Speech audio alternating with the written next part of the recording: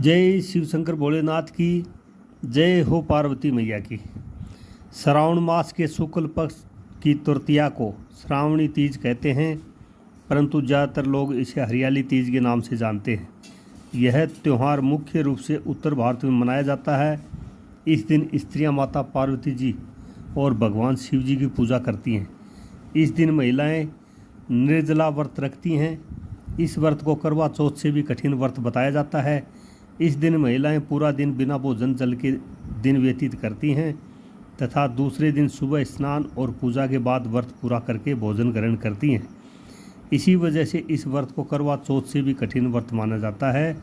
वर्ष 2023 में हरियाली तीज 20 जुलाई गुरुवार को मनाया जा रहा है। इस दिन जगह जगह झूले पड़ते हैं।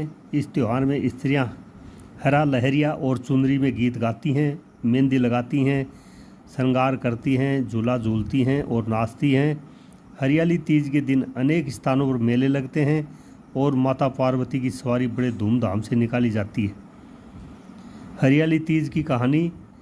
शिव जी ने पार्वती जी को उनके पुनर्जन्म का स्मरण कराने के लिए तीज की कथा सुनाई थी। शिव जी कहते हैं, हे पार्वती, तुमने हिमालय पर मुझे वर के रूप में पाने के लिए घोर तप किया था। अन्न जल त्यागा, पत्ते खाए, सर्दी गर्मी बरसात में कष्ट सहे। तुम्हारे पिता बहुत दुखी थे। नारद जी तुम्हारे घर पधारे और कहा, मैं विष्णु जी के भेजने पर आया हूँ। वह आपकी कन्या से प्रसन्न होकर विवाह करना चाहते हैं। अपनी राय बताई। पर्वतराज प्रसन्नता से तुम्हारा विवाह विष्णु जी से करने को तैयार हो गए। नारद जी ने विष्णु जी को यह शुभ समाचार सुना दिया, पर जब तुम्हें पता चला तो तुम्हें बहुत दुख हुआ। तुम मुझे मन में अपना पति मान चुकी थी। तुमने अपने मन की बात सहेलियों को बताई। तुम्हारी सहेलियों ने तुम्हें एक घने वन में छुपा दिया था, जहाँ तुम्हारे पिता नहीं पहुँच सकते थे। वहाँ तुम तप करने लगी।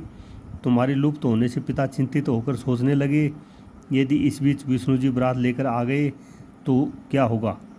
शिव जी ने आगे पार्वती जी से कहा, तुम्हारे पिता ने तुम्हारी खोज में धरती पाताल एक कर दिया, पर तुम नहीं मिली।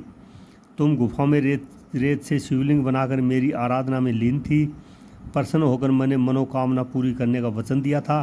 तुम्हारे पिता खोजते हुए गुफा तक पहुँचे। तुमने बताया कि अधिकांश जीवन शिव जी को पति रूप में पाने के लिए तप में बिताया है। आज तप सफल रहा। शिव जी ने मेरा वर्ण कर लिया। मैं आपके साथ एक ही शर्त पर घर चलूँगी, यदि आप मेरा विवाह शिव जी से करने को राजी हो जाएं। पर्वतराज मान गए। बाद में विधि विधान के साथ हमारा विवाह किया गया। हे पार्वती, तुमने जो कठोर व्रत किया उसी के फलस्वरूप हमारा विवाह हो सका।